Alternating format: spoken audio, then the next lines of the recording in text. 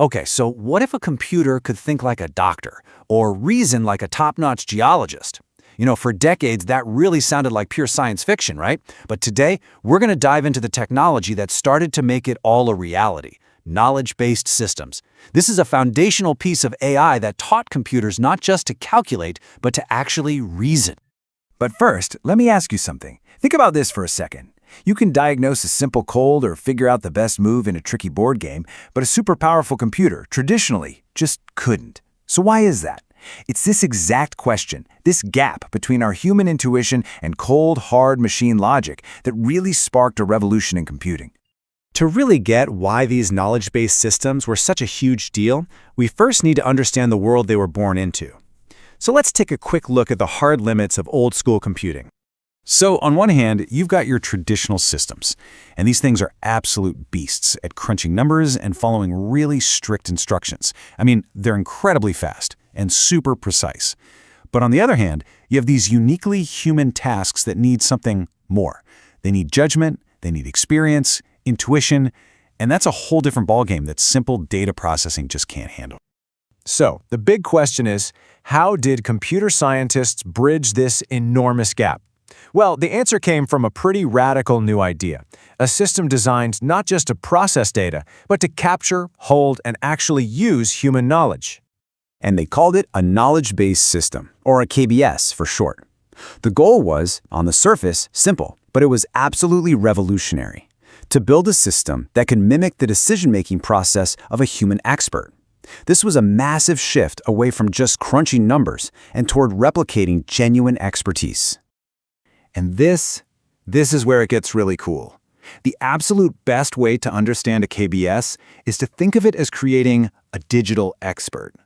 We're literally talking about building a virtual doctor, a virtual engineer, a virtual financial advisor right there inside the machine. This is the key idea we're going to use to unlock how this whole thing works.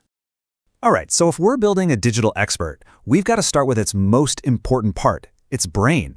Where does it store all of that specialized knowledge and all that experience? So at its core, our digital expert really just has three main parts. You've got the knowledge base, that's the brain. Then there's the inference engine, that's its thought process. And the user interface is basically just how we talk to it. So let's start by cracking open that brain. Now, here's the thing about expertise. It's made of two totally different kinds of knowledge. On the one hand, you have explicit knowledge. That's all the textbook stuff, facts, figures, clear procedures. But then you have tacit knowledge. That's the gut feeling, the intuition, the wisdom an expert builds up over years and years. And capturing that stuff, that is the real magic, the secret sauce of a powerful knowledge-based system.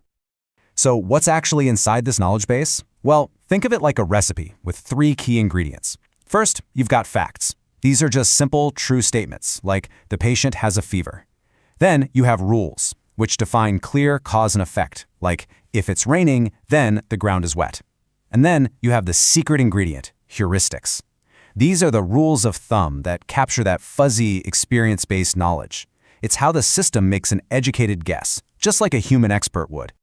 Okay, so our digital expert has a brain, and it's packed with facts, rules, and heuristics. But hey, a brain is pretty useless if it can't actually think, right? So how does the system use all this knowledge to solve a problem? Well, that is the job of the inference engine. This is the engine of reason. It's the active part of the system that sifts through the entire knowledge base, finds the right rules for a new situation, and applies them logically to figure something out. And the way it works is actually beautiful in its simplicity. Let's say the system gets a fact. This patient has a temperature of 39 degrees. The inference engine scans its knowledge and, bingo, it finds a rule. If the temperature is above 37, then confirm fever. And just like that, a brand new fact is born. Now, try to imagine a system that can chain thousands of these simple logical steps together. That's how a KBS can navigate some incredibly complex problems. So, this all sounds great in theory, but where did this technology actually make a difference out in the real world? Let's look at some of the really game-changing applications. One of the first and most famous proving grounds for KBS was medicine. There was this pioneering system called Mycin that was built to diagnose really complex blood infections. It was loaded with the knowledge of top medical experts, all encoded into hundreds of rules, and it could recommend treatments with stunning accuracy. Sometimes it even outperformed human specialists. They also became incredibly powerful digital tutors.